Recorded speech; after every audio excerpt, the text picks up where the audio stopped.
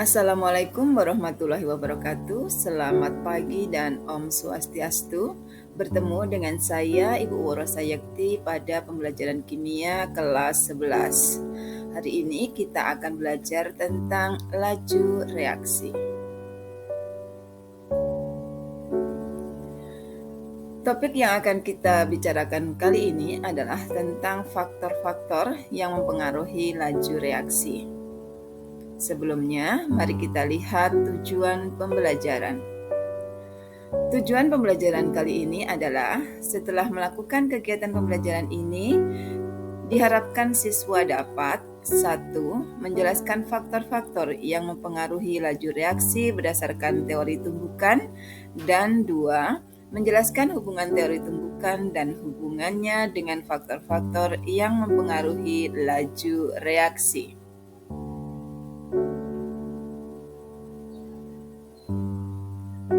Sebelum kita bahas lebih dalam tentang laju reaksi, maka perhatikan reaksi berikut. Pada gambar ada dua buah reaksi, yaitu reaksi pada pembakaran kertas. Apa yang membedakan dua gambar tersebut? Iya, pada gambar menunjukkan pembakaran kertas. Pada reaksi pembakaran kertas tersebut, kecepatan pembentukan abu dari kertas yang terbakar berupa kertas lembaran akan lebih cepat dibandingkan dengan kertas yang berupa buku. Lihat gambar selanjutnya. Gambar kedua adalah nyala kembang api dan perkaratan besi. Pada gambar menunjukkan reaksi kimia pada nyala kembang api dan perkaratan besi. Nyala kembang api merupakan reaksi kimia yang berlangsung sangat cepat, sedangkan pada perkaratan besi merupakan reaksi kimia yang berjalan sangat lambat.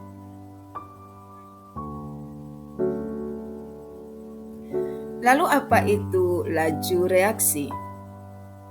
Pada reaksi kimia, pereaksi akan bereaksi untuk membentuk hasil reaksi atau produk. Dengan demikian, maka pereaksi akan berkurang, sedangkan hasil reaksi atau produknya akan bertambah. Apabila perubahan konsentrasi pereaksi atau hasil reaksi dibandingkan dengan banyaknya waktu yang dibutuhkan untuk bereaksi, maka itulah yang dimaksud dengan laju reaksi. Jadi, laju reaksi merupakan pernyataan perubahan konsentrasi pereaksi atau hasil reaksi dalam satu satuan waktu.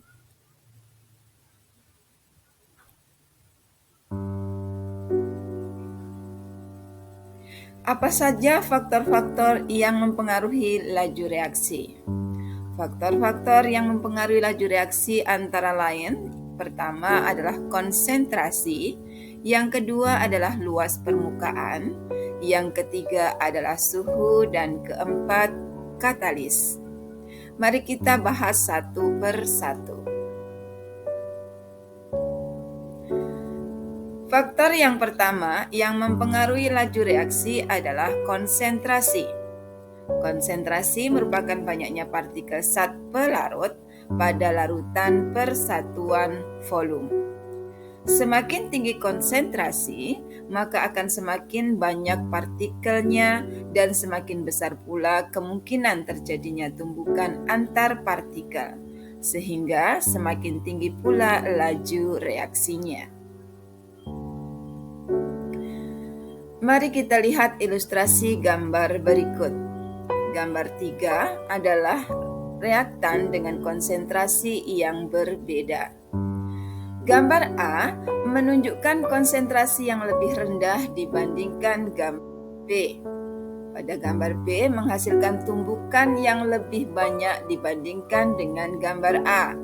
Dengan demikian, laju reaksi pada B akan lebih tinggi dibandingkan dengan laju reaksi yang terjadi pada A.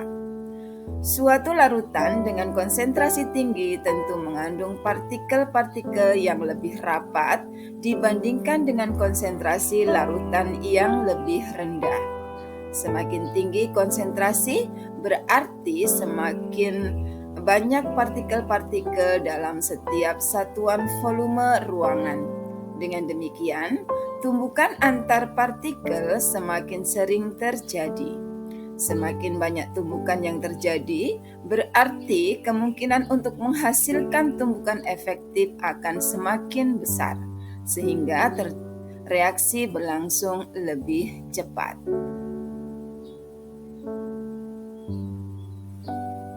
Faktor berikutnya adalah luas permukaan. Jika ukuran partikel suatu benda semakin kecil, maka akan semakin banyak jumlah total permukaan benda tersebut. Dengan menggunakan teori tumbukan, dapat dijelaskan bahwa semakin luas permukaan bidang sentuh zat padat, semakin banyak tempat terjadinya tumbukan antar partikel zat yang bereaksi, sehingga laju reaksinya akan semakin cepat.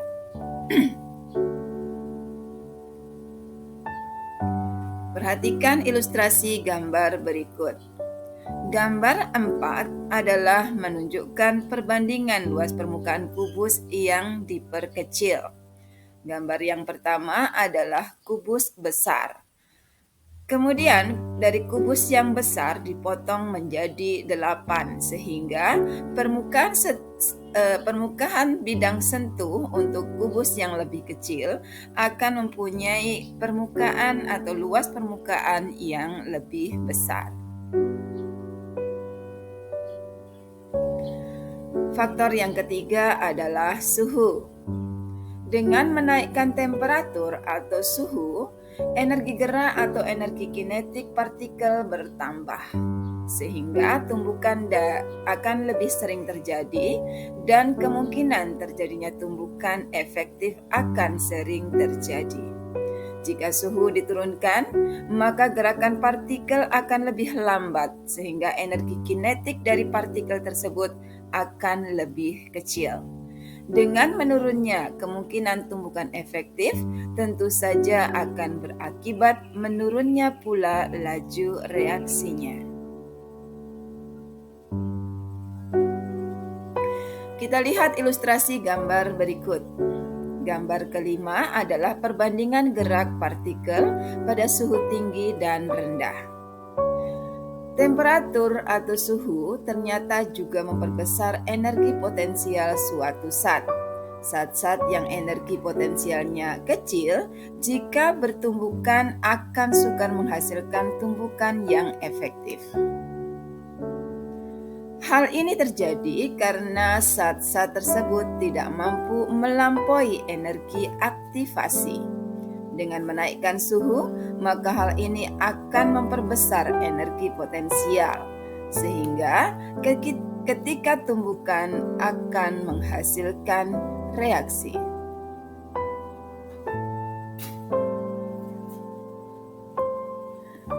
Faktor yang ketiga adalah faktor katalis. Katalis adalah suatu zat yang dapat mempengaruhi laju reaksi tanpa dirinya mengalami perubahan yang kekal. Suatu katalis mungkin dapat terlibat dalam proses reaksi atau mengalami perubahan selama reaksi berlangsung. Tetapi setelah reaksi itu selesai, maka katalis akan diperoleh kembali dalam jumlah yang sama. Katalis dapat mempercepat laju reaksi karena katalis menyediakan alternatif jalur reaksi dengan energi aktivasi yang lebih rendah dibandingkan jalur reaksi tanpa katalis, sehingga reaksinya akan menjadi lebih cepat. Kita lihat grafik berikut. Grafik 1 adalah menunjukkan perbandingan besarnya energi potensial reaksi tanpa dan dengan katalis. Dengan rendahnya energi aktivasi pada reaksi yang menggunakan katalis, dibandingkan reaksi yang tanpa katalis, maka reaksi tersebut akan memiliki laju reaksi yang lebih cepat.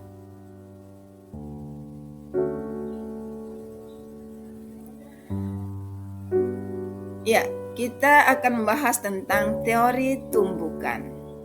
Partikel-partikel reaktan atau pereaksi harus saling bertumbukan terlebih dahulu sebelum terjadinya reaksi.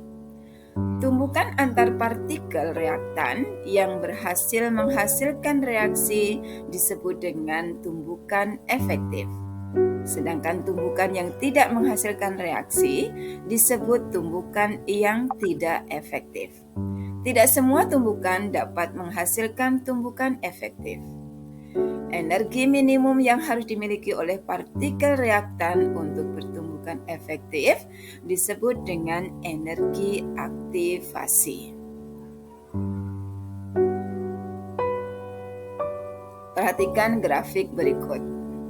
Gambar ke-6 adalah tumbukan tidak efektif dan tumbukan efektif. Pada ilustrasi A, AA dan BB bertumbukan, akan tetapi dari tumbukan tersebut tidak menghasilkan zat baru. Hal tersebut berarti tumbukan tersebut tidak menghasilkan reaksi kimia.